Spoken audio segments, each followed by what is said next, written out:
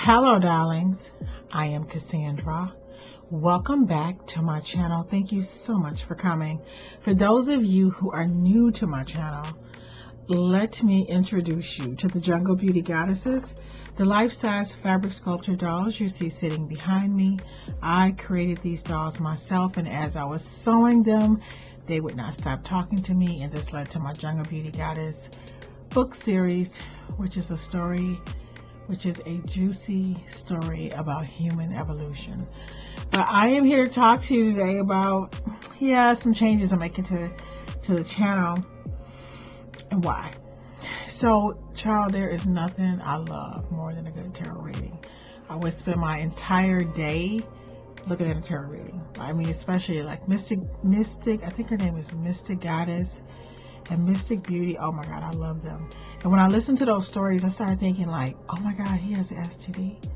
And I'm like, oh my, wait, I'm not in a relationship. Oh, it doesn't even reply to me, y'all. So it's like, I'm listening to the stories and they're all interesting and it's addictive, right? And then I go to my zodiac sign and I listen the entire day and I am so caught up in, what's going to happen. And some of the readers are just gifted, like Baba Jolie. I think it's Baba Jolie. Oh my God, I love her. And then there's one, I think it's called Love Messages, Monica Louvre or something. And she is brutal. She'll say something like, they're going to leave you because they're bored with you. And that's just it, and she'll just go in and just say whatever. So I find myself just totally immersed into listening to tarot readings. I mean, from the time I got up until the time I went to bed, and I was just, I was loving it. It was like, oh, wait, I'll eat my dinner. It's just like, oh, this is really good. So, I read a lot of spiritual books as well when I'm not. But this is just a phase in my life, because I created my oracle deck, but I wasn't obsessed about it, and I had a tarot deck, but I had never used it. I didn't understand like the King of Swords and all the different players, and I just decided I wanted to learn tarot. So listening to I would say all day tarot readings the entire day, telling me what's going to happen in my life, right? And I was reading something where it was one of my spiritual books and just caught me by surprise, and it was talking about the importance of your subconscious mind, and and you have to guard it with everything that you have, because what the seeds that are planted are things that actually grow. And so he was telling a story about a guy who was in perfect health, and there was absolutely nothing wrong with him, but of course, he went to see a reader, and the reader was like, oh my God, you're gonna die. And the guy was like, but there's nothing wrong with me. But he said that it was his, I don't know, he said it was his cousin, and the guy actually died. I don't know if these things are true or not. From my understanding, from reading the Bible, it's not that being what is the word, a person who can, a necromancer, I don't know the word I'm talking about, but a diviner or a person who can see, because in the Bible, I think David was a seer. It's like this, guys. Water is, you can take a nice warm bath in it. You can, you need water. You have to drink water. You need, you can drink water. You can bathe in it, right? You can have a really good time in water, but water will drown you. It can destroy villages. It's beautiful and wonderful as it is. It is a tool that has to be used appropriately. You understand? Fire. It would cook your food, and people make a nice fire, and they sit around the fire and they tell stories, because fire is a wonderful, element, right? But you have to respect that element. And that's the way I look at tarot reading and oracle readings. It is an element they can be very accurate. They can be very beautiful. I have some decks that I'm just like, when I go to my deck, I know that, I know what's going on. But like anything, it cannot be abused.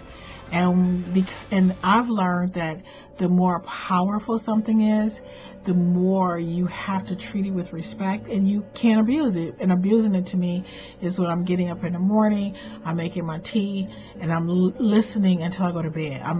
I used to listen to like spiritual music or my affirmations while I was hula hooping, but no, I was listening to readings, like somebody telling me what's going to happen to my life or happen in my life. And my spirit was saying to me, you know what, another thing to keep in mind too is that they are general readings, but the reading is coming through, the interpretation is coming through that particular person. So a lot of what they're saying and what they're putting out there, it, you know, could be something that's happening to them or it's coming through to them, and it has nothing to do with you, but you're listening without your guard up, and you're allowing it to seep into your subconscious. So it may be somebody who should have gone back, you know, worked out some issues with their significant other, but because they were listening to some readings saying, oh no, don't take this person back, this person is cheating, this person is doing ABCD, you don't even know if that's true or not, but you've allowed it to seep into your subconscious. And when you allow something to seep into your subconscious, you will create opportunities for it to happen. So one thing that Divine Spirit was saying to me is that you are a creator. You are a creator of your reality. And when you listen to, you know, oracle and tarot readings all day, you are giving away your power. You're letting somebody else create your world for you instead of you creating your world. And then, you know, so my spirit asked me to not listen to tarot, and I can't listen to any more tarot or oracles until like I had 30 days, which I still have like 15 more to go. And then he wants me to use it like with discernment. So there was a time in my life where I used to like, oh my God, I used to love a box of wine. Like seriously, just sit about my desk and, you know, soul and whatever. I just loved it. I gave it up for 30 days, and now I can still drink it, but I have to mix it with juice. And it's like I came back and now I use it more responsibly. Like I gave up. I used to watch all of my Love and Hip Hop and, you know, the Housewives. I love the Atlanta Housewives. I haven't watched them now. It's been years. I gave them up for 30 days, and it's not that it's something I wouldn't, I'm just not interested. So I feel like when my spirit team, when my angels, when God is talking to me and he's like, you know, and I love the way God, or Divine Spirit, I love the way she rationalizes with me. She doesn't say, don't do this. She'll just say, just give me 30 days. Give me 30 days and you can go back to it. I'm not going to put you down for it. Because I learned the importance of balance. So right now, I just want to say to you guys, I'm not going to tell you, oh, don't watch oracle readings, because I'm not going to take them down or anything like that unless I was led to do so. It's just that everything has to be balanced in your life. And there's been times like I was going to do something crazy, and I've done a reading and my spirit said, no, this is not the time to act. You know, it was showing me through, like, this is like, wait. And it was a good thing that I waited. So also, it was telling me that, you know, your intuition is very important. Like, you have an intuition. From what I'm getting, and listen, I don't want to be a hypocrite. What I'm learning for myself right now, let's just talk about me, is that when you are doing tarot or listening to tarot, I think it's a really good way to learn what the cards mean, because some readers really would say, well, this means this card means that. You do your own little reading, and then they'll help you read. But I would say give yourself maybe, 30 days or 6 or 2 months, whatever it is, but to learn and buy your own tarot deck.